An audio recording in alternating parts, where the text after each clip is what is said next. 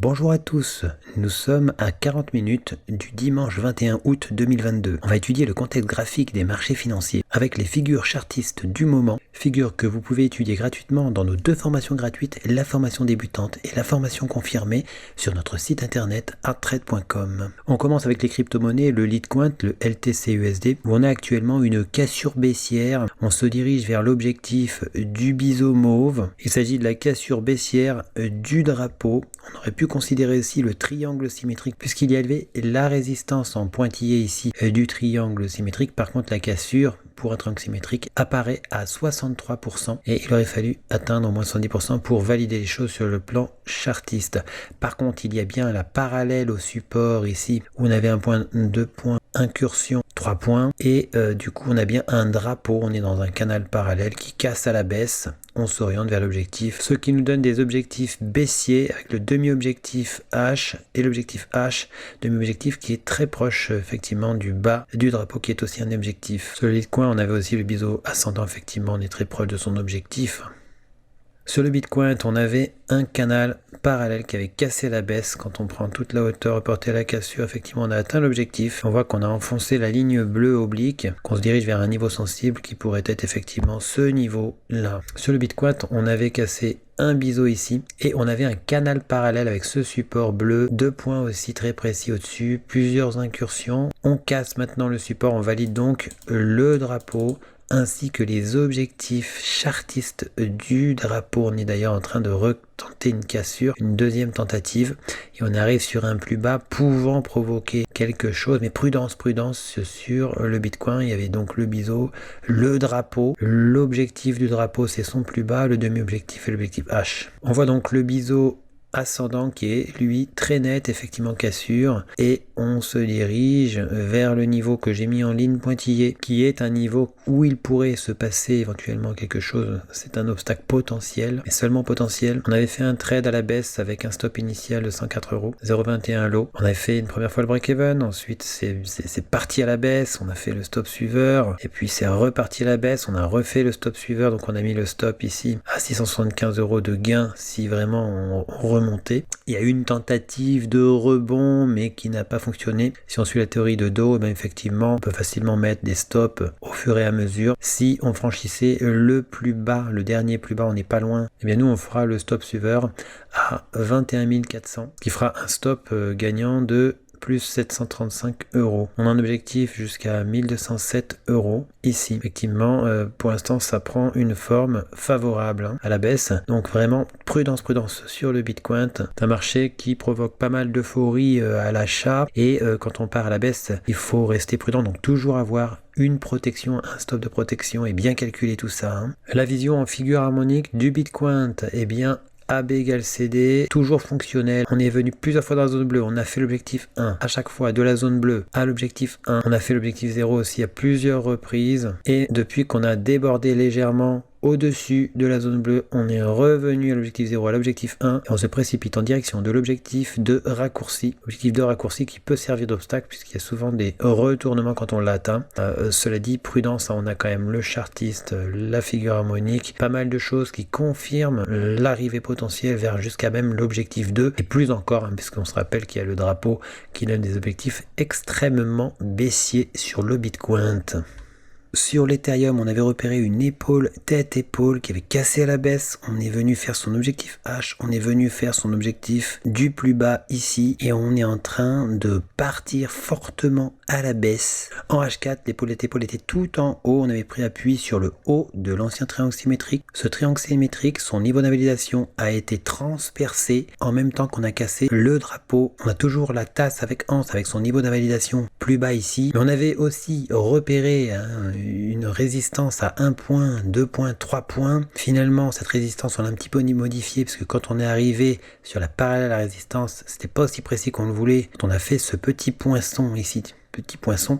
En faisant la parallèle, on trouve un point petite incursion, 2 points, on a une parallèle, on est dans un canal parallèle, on est dans un drapeau. Là aussi, objectif baissier, malgré la perspective haussière de la tasse avec anse, on a quand même invalidé le triangle symétrique et on s'oriente de façon dynamique à la baisse. On a des objectifs sur le demi-objectif ici, le plus bas du drapeau, l'objectif H du drapeau. Sur les crypto-monnaies, le profil devient clairement baissier. Grande prudence nécessaire sur les crypto-monnaies. Sur le marché du gold, le biseau ascendant d'origine, effectivement qui est cassé ici, continue de s'orienter à la baisse. On pourrait rejoindre effectivement son plus bas, avec aussi la tasse avec anse retournée qui a cassé ici. On n'est pas loin de son demi-objectif, avec un objectif H qui n'est pas très loin de l'objectif du plus bas du biseau ascendant. Sur le silver, le profil est baissier. On avait un drapeau, celui-ci s'est fait invalider sur son plus bas. En H4, on s'aperçoit qu'il y a aussi une tasse avec anse retournée qui a cassé la baisse et on s'oriente vers le demi-objectif H. Un pullback sur la ligne du coup n'est pas à exclure. Sur le WTI, la cassure du triangle rectangle est difficile. On a du mal à casser franchement ce triangle rectangle. On a fait une première cassure, une deuxième cassure, on a créé un nouveau plus bas d'après deuxième cassure. Du coup, on est revenu sur le plat du triangle rectangle. On a tenté effectivement de franchir ce plus bas d'après deuxième cassure et on n'a pas réussi à le faire. Si on devait réintégrer le triangle rectangle, eh bien ce serait alors une fausse cassure qui pourrait se confirmer pour une remontée du pétrole WTI, ce qui contrecarrerait à la fois le drapeau mais aussi le triangle rectangle qui sont deux figures à objectif baissier. Sur le marché du CAC 40, on avait effectivement franchi le canal parallèle à la hausse. On l'avait cassé ici, on avait des objectifs haussiers avec aussi une tasse avec anse qui a cassé ponctuellement seulement. On est revenu sous sa ligne du coup qui a des objectifs aussi haussiers qui ciblaient effectivement ce plus haut. En M15, on avait le double bottom avec sa ligne du coup qui avait été cassée à plusieurs reprises. On a hésité dans un canal parallèle. On est revenu sur le bas du canal parallèle. Pour l'instant, le profil n'est pas en faveur effectivement de la hausse sur l'indice boursier du CAC 40 et un retournement plus violent pourrait se produire. Sur le marché du DAX, l'épaule tête épaule inversée, on a fait son demi-objectif. On revient sur un drapeau, mais attention, on n'est pas loin de la ligne du coup. On pourrait rejoindre aussi la ligne du coup. Le drapeau rose, on le voit ici. On est sur le drapeau. On l'a reconfirmé, on est venu un peu à l'intérieur. On a le plus bas qui sert d'invalidation. On n'est pas loin. Prudence sur le marché du DAX, car les indices sont en retournement avant le week-end. Ils étaient vraiment en retournement. Prudence. On voit sur le marché du DAX qu'on a encore la tasse avec anse retournée. On n'est pas loin de son objectif H. Sur le FTSE, on est revenu sur le demi-objectif de l'ancien double creux qui a créé effectivement des répulsions notoires. On est remonté encore un peu plus haut que le demi-objectif et on a encore une répulsion. En M15, on s'aperçoit qu'il y a une tasse avec anse qui a cassé à la hausse. Mais attention, on est revenu sous la ligne du coup. Et effectivement, il faudra attendre une recassure de la ligne du coup pour réenvisager la hausse. Sur le Dow Jones, on voit encore là que les objectifs chartistes, il y a quand même souvent des retournements. On est en train de faire un retournement. On l'avait vu en M15 avec un triangle rectangle qu'on avait posté sur le site effectivement, comme tous les posts qu'on poste régulièrement. Et puis cassure, on a reconfirmé le plat du triangle rectangle. On a des objectifs baissiers encore, un peu plus larges sur le Dow Jones. Sur le S&P 500, on avait atteint ce plus haut où on imaginait un repli potentiel. Le repli avait commencé. On imaginait qu'il y avait encore du potentiel pour aller encore plus bas. C'est le cas pour l'instant avec une cassure toute récente de ce triangle symétrique mauve avec aussi une cassure du canal parallèle.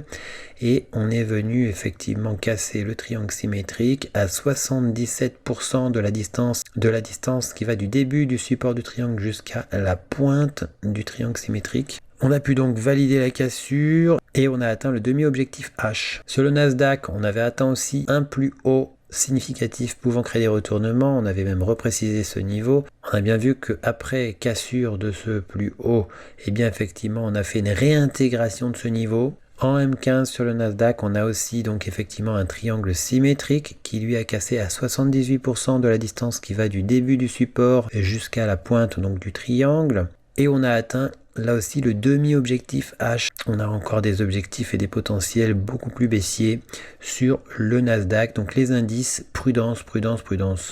Sur l'euro GBP, on avait le biseau d'élargissement ascendant, on l'avait réintégré, on est venu l'invalider sur son plus haut. En H4, toujours sur l'euro GBP, eh bien, on s'aperçoit qu'on a un V bottom avec le petit arrondi à droite, cassure, mais on a réintégré le dessous de la ligne du coup. Niveau d'invalidation, donc ici, le demi-objectif se trouve juste avant ce plus haut, qui est un plus haut sensible potentiellement.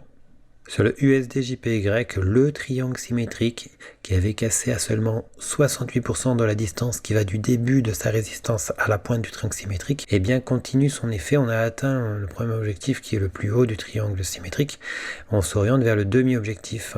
Prudence tout de même, on pourrait très bien revenir sur le triangle symétrique. En H4, on s'aperçoit qu'on avait un potentiel scénario avec une épaule, tête-épaule. La ligne des épaules était à gauche et à droite très bien représentée, mais le triangle symétrique vert a créé une réaction haussière. On est dans une zone où s'il y avait un repli, et si on revenait sous la ligne des épaules, eh bien on pourrait imaginer un retour sur la ligne du cou. Seule la cassure de la ligne du cou imaginaire de cette épaule, tête-épaule imaginaire, nous donnerait des hypothèses baissières. Restons réactifs et ne faisons pas de la prédiction. Sur l'euro JPY, on a toujours le même scénario avec la ligne pointillée, sa parallèle. On est dans un canal parallèle, même s'il y a une incursion en dessous, et on pourrait remonter, casser le canal parallèle. Dans ce cas-là, on s'orienterait peut-être vers ce plat qui, s'il était cassé, formerait un biseau d'élargissement descendant angle droit qui n'existe pas pour le moment. Par contre, on a toujours le triangle rectangle qui donne un scénario inverse. On avait cassé, on a fait le demi-objectif et le bas du triangle rectangle comme objectif aussi. On a des objectifs encore baissiers avec l'objectif H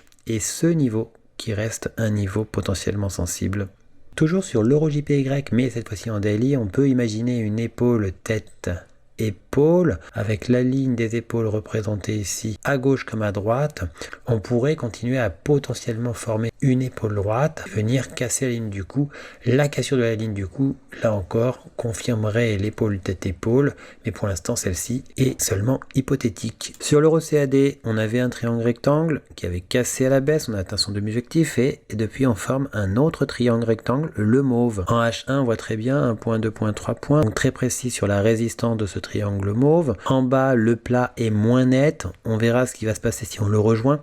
On a aussi une épaule, tête-épaule qui a cassé à la baisse et qui donne donc un scénario contradictoire par rapport à ce triangle rectangle qui lui avait cassé à la hausse, mais on avait eu du mal à franchir le plus haut d'après cassure. On l'a franchi ponctuellement, mais en trouvant un point d'appui, donc le troisième point sur cette ligne mauve. L'épaule tête-épaule, quant à elle, quand on zoome dessus, donne des objectifs en dessous du plus bas du triangle marron. Sur l'euro-dollar, on avait cassé un drapeau, on a formé ensuite une épaule tête-épaule, celle-ci a cassé à la baisse, on s'oriente clairement vers la parité. Prudence sur l'euro-dollar, on va retester la parité et là il risque de se passer des choses. Donc soit on se précipite à la baisse, soit on remonte effectivement et on rebondit depuis la parité. Parité, c'est le dernier bastion quasiment, il y a encore le plus bas du drapeau qui peut servir d'obstacle. En weekly, effectivement on pourrait descendre assez fortement pour rejoindre la parallèle, la ligne pointillée effectivement, la parallèle à la résistance du triangle symétrique weekly. Donc retest de la parité qui semble vouloir se confirmer. Grosse prudence à avoir. Le scénario est baissier. Sur l'USD-CAD, on est venu invalider l'épaule, tête-épaule. Effectivement, on avait pris appui ou quasiment touché en tout cas le triangle daily. Voici ce triangle daily qui donne un scénario haussier sur USD-CAD. Sur le GBP/USD en H1, on avait toujours l'épaule tête-épaule inversée. On est venu invalider cette épaule tête-épaule inversée. On était allé pas loin de son objectif H, mais on n'a pas réussi à l'atteindre. En monthly, on s'aperçoit qu'on est toujours dans l'épaisseur du biseau descendant. Cette figure n'a pas été invalidée. Sur le GBP/AUD, on a réintégré le rectangle de continuation. On avait cassé son plat ponctuellement. Attention, on a toujours le triangle rectangle. On n'a pas réintégré le triangle rectangle pour l'instant. On n'est pas revenu dessus non plus. On pourrait toujours reprendre la tendance baissière. En effet, on avait une tendance très baissière avant la formation du rectangle de continuation. On pourrait simplement reprendre cette tendance baissière et aller vers des objectifs baissiers du rectangle de continuation et du triangle vert. Sur le AUD/JPY, on a toujours le diamant, on est en cours de pullback, on peut toujours fonctionner, l'épaisseur du diamant a bien résisté. Une rebaisse vers les objectifs du diamant est donc toujours possible, avec attention sur le plus bas d'après cassure ainsi que sur ce niveau qui avait créé une première réaction haussière. Sur le GBP/NZD, on a toujours les objectifs baissiers du triangle symétrique et du triple top. On est en train de réaliser un pullback, semble-t-il, sur le triple top. On a toutefois réintégré le dessus de la ligne du coup du triple top. Sur le CAD CHF, on avait cassé un canal à 1 point, 2 points, 3 points.